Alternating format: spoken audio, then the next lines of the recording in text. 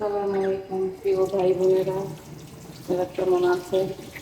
আমি আমার ছাত্রছাত্রী বিজয় ভাইদের জন্য আমার আর প্রথম ভিডিও, তাই আমি আপনাদের বিজয় ভাইদের জন্য আমি বিজয় দিবসের দেশে বসবাস করি।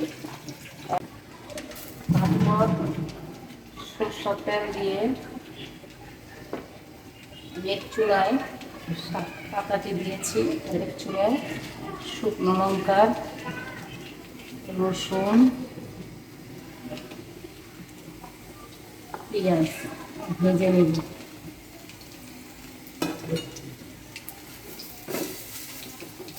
পাতাটার মধ্যে একটু লবণ ছেড়ে দেব, তাহলে পাতাটা নরম হবে।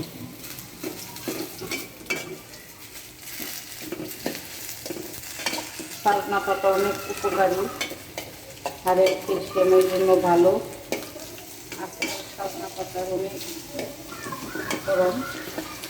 আগে তো আমরা সজনা পাতাকে কোনো দাম দিইনি, আশেপাশে অনেক সজনা পাতা আছে। এখন বেশি একটা গাছ নেই, আমাদের ঘরের পাশে একটা গাছ, আমার চাচি গাছের পাতা থেকে আমরা পাতা নিয়েছি। এটা একটু ধুতে এখন তারপর লাল হয়ে গেলে কালি জিরাটা দিয়ে দিবেন।